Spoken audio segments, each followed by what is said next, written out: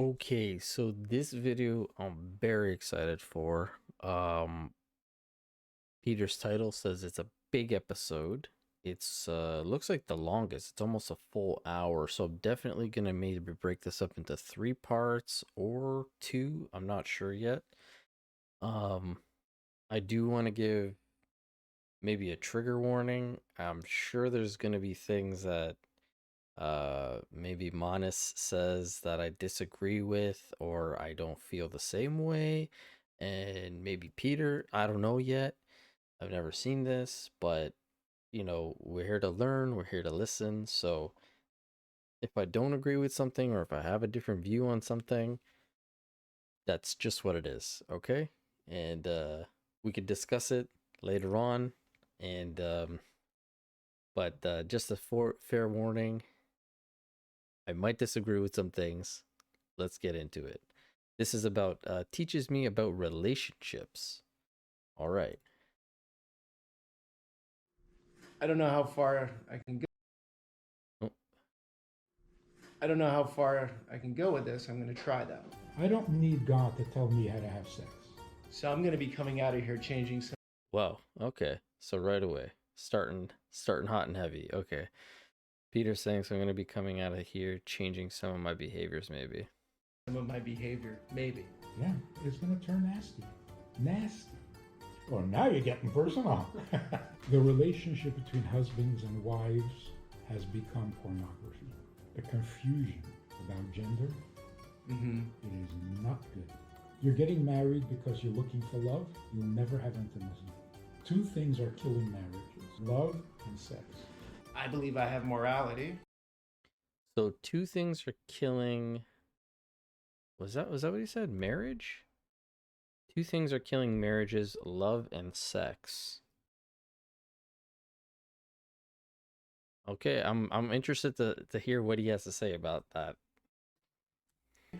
But I'm not religious. But you're saying the only way to do it is through religion. Sorry, what was that? I believe I have morality. Morality. But I'm not religious. But you're saying the only way to do it is through religion. I think you're setting me up for a trap. The principles of Hasidic life are universal. You never attempt intimacy with the lights on. Don't kill that one for me, please. Good evening, guys. Here in He said you never have intimacy with the lights on. Interesting. Okay. All right. Brooklyn, New York, outside of a rabbi's home. So in the Hasidic Jewish religion, every couple, before they get married, speaks to a relationship coach. So right now, we're going to go in the rabbi's home, Hasidic rabbi's home, and speak to him about relationships. So off topic, but I think some of you had said when I mentioned in his Shabbos video that he saw 5 rabbis, some of you mentioned like each rabbi kind of has like a specialty maybe. So is Manis's or Manis his specialty relationships? Or is he just like a very wise rabbi? We gave already, no thank you, sir. Just kidding, come on in. This is the RS. Just joking. Welcome. Thank you. Rabbi, it's an honor, a pleasure. Come on in. I don't totally know what I'm getting into, to be honest. Neither do I. Okay. Okay, and this is Benny Friedman's father, correct? I think you guys said that he was in his music video that we reacted to. Do you like to be addressed by as rabbi, or what do you like to be referred to as? Rabbi is good. Okay. I'm used to it. So the reason I'm here, the reason I think people are interested, is because you're a rabbi, but your main focus is talking to Hasidic couples before they get married about sex. Is this correct? And not only to Hasidic couples. All Jewish couples. Every couple. Oh. So a non-Jewish couple can go see a rabbi for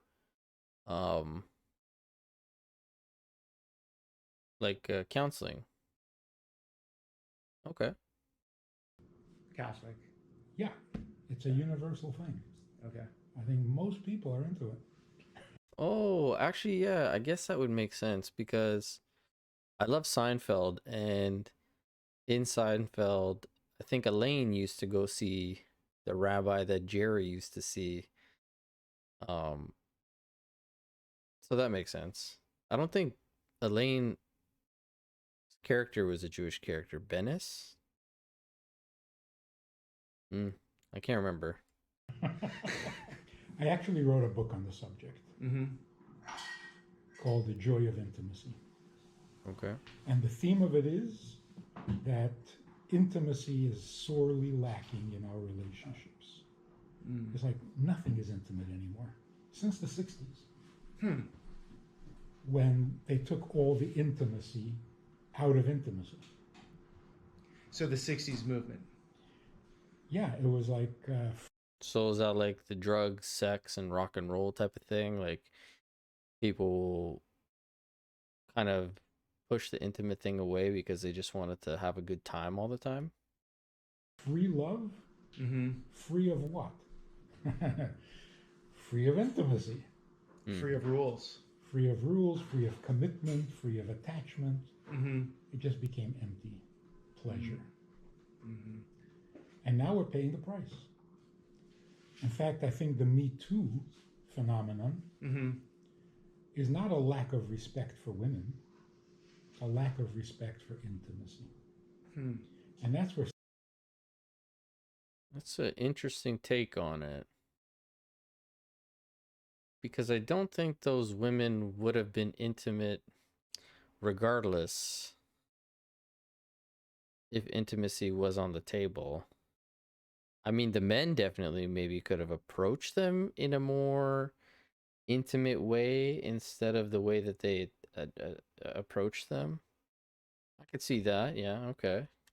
so much of the misunderstanding happens. Okay. What? I was just having fun. Aren't we supposed to be having fun? Right. Well, it's not fun Right. because you can't fool Mother Nature. So, in your religion, I find this to be interesting that the Hasidic religion is looked at as very conservative from the outside. It is a conservative religion, a lot of rules. Yeah. It's looked to be closed off, somewhat secretive, I would say. Maybe not for you, but that's how it's perceived. Yeah, I was going to say, as we've learned, it's not, they're very welcoming. Um, and they're welcome to answer questions, and some of them, not all of them, but yeah. And you actually, every couple has a coach, a sex coach before they get married. Because they're all virgins before they get married, in theory, right? That's the whole goal. Yes. Humans are humans. However that goes down, but right before they get married, they hire someone like you to come in, or how does it work? They don't have to hire. Okay. It's like part of the teaching, Mm-hmm. part of the education. Now, on that topic, or on that point that Peter just made, I guess typically because a lot of the couples get married quite young and there's not a lot of dating around, like 99% of them would be virgins, correct? But on the off chance that, say, you were a little bit more promiscuous or whatnot, is that, I guess that would be, is that considered a sin?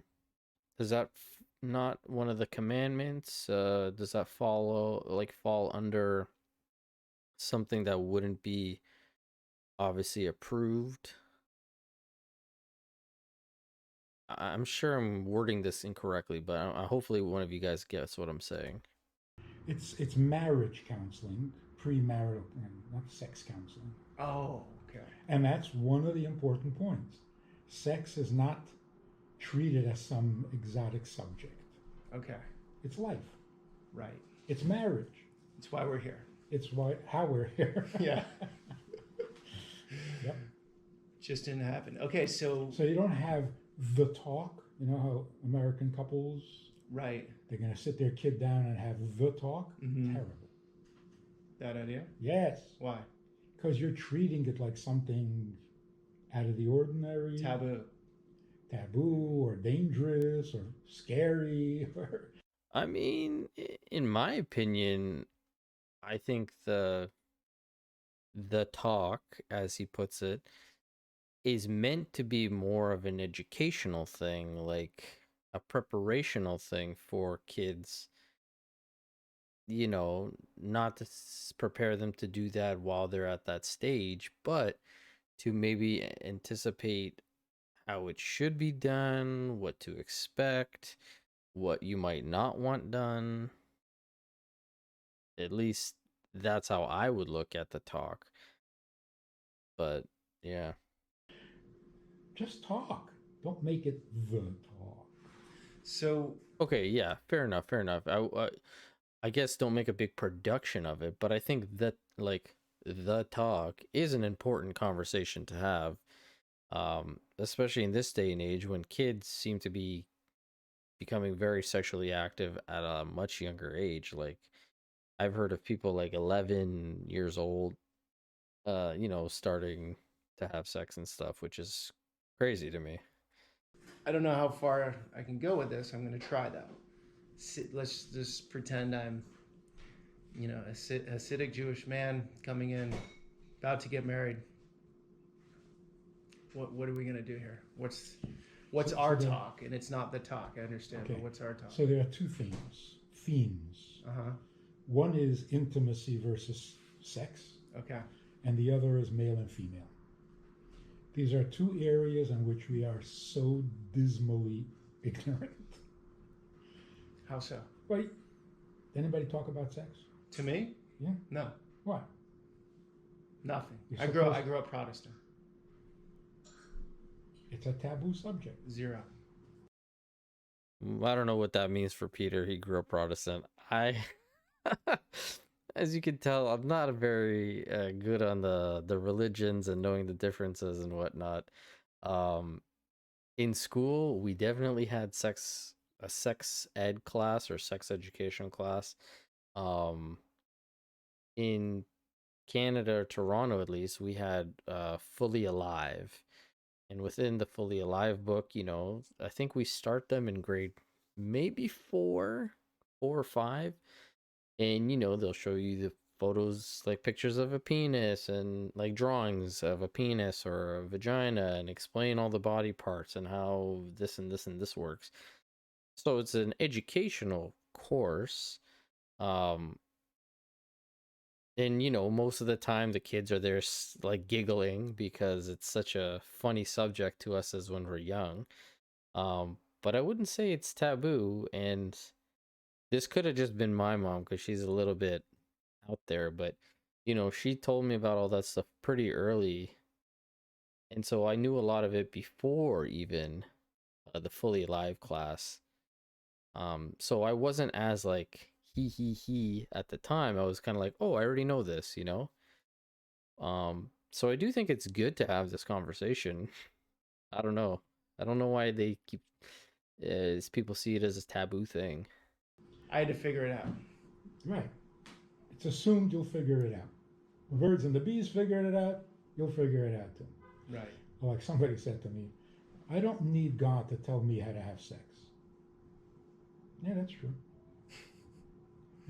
Yeah, but I think with the birds and the bees, it's within their nature, as it is. I would assume with us as well, because we do procreate as well. But we're a little bit more evolved on the status of animals and insects, so I think having a little bit more guidance in terms of when you should do it, when you're ready, why you should do it, that kind of stuff. But if you want intimacy, you need a little coaching. Intimacy takes a little thought. Sex, yeah, you'll figure it out. You'll figure it out eventually, but it would be helpful to have some say tips in the beginning. Know what you're doing. Yeah, because if not, you end up with some scars. Right? Scars. Yeah. Emotional scars. Yes, you get hurt, you get embarrassed, you get intimidated, discouraged, or a little too proud of yourself. Right. Depending on which way it goes. Good point. So you But I think that's true regardless. Even if you had the intimacy factor there, I guess for me, You're more. I guess for me, it would depend on what his definition of intimacy is. Because I feel like you could still easily get hurt and, emotionally and all that stuff, even if you're focusing on the intimacy aspect of it. You're more involved with teaching intimacy. Yes. Okay. Because that's what's missing, really. So I heard, well, actually, I learned a couple weeks ago from a rabbi that in your religion, you don't touch the woman for 2 weeks out of each month. Right. Explain that a little bit. During the time that a woman is having her period, Uh-huh. she is not as receptive, and therefore no go. No go. No intimacy, and you don't start anything. No kiss on the cheek. Good morning. No. Okay. No shoulder back massages. Nothing. No. Well, I mean, shoulder back massage can kind of sometimes lead into, promiscuous behavior in a sense, but I don't know. I don't know if a kiss on the cheek would also fall under that concern that, it could. I guess it could. You just got to abstain from that, I guess. Off the limit. Too intimate. Okay. And that's another thing. What exactly is intimate? A kiss is not intimate. A hug is not intimate. A massage is not A intimate. kiss can be intimate. It better be. Yeah. Not only it can be. It better be. Yes. Because we've reduced so much of the intimate. We've turned it all into recreational. Pleasure. Yes. And then we complain. There's nothing intimate. Well, you did it. Okay. You did it intentionally. So here, that's one of the rules. There is no such thing as a partial intimacy. Mm-hmm. If you're going to kiss, make it a kiss, not a peck on the cheek, which is like neither here nor there. So I'm going to be coming out of here changing some of my behavior. Maybe. Okay, I can see what he's saying if you're putting it under the lens of intimacy in that aspect where I guess the premise or the purpose of a kiss was to show the intimate feeling that you have towards your partner. And nowadays when we just give a little peck here or there, it's not as the meaning behind it is not as it once was. Now, I do think that it's maybe a little bit more intimate than not doing it, but as he said, if you are gonna give a kiss, then you better make it intimate. I guess then in that aspect, it would be better not to do it until you're ready to give that intimate kiss. Okay. Maybe. Yeah, Okay. It's This very is practical this stuff. is a free session. it's very practical. So I will give my wife a peck on the cheek sometimes, and then intimate kisses the other times. So you're saying, go intimate or don't do anything. Yes. You'd be surprised at how intense it becomes, How old which are is you? what it should be. How old are you? 74. And you're still practicing this? Well, now you're getting personal. What? Your Yes. kiss? You still kiss your wife? Yes, Okay. when I'm in the mood, When you're in the mood. not as a routine, Okay. right? Okay. Now, as he just said, when he's in the mood, could have just been the way he said it, but is the woman, like his wife, allowed to initiate an intimate kiss if she's in the mood?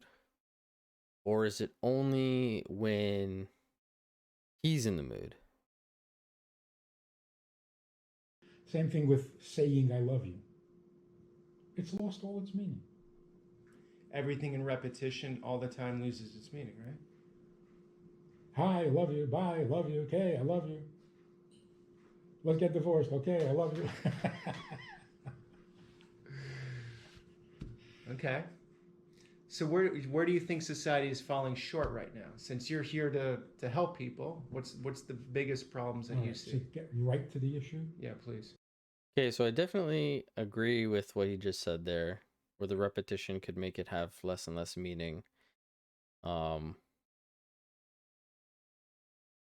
but on the flip side, I think not saying it, at least in this day and age, would probably send out the wrong message to your partner. At least a non-Jewish,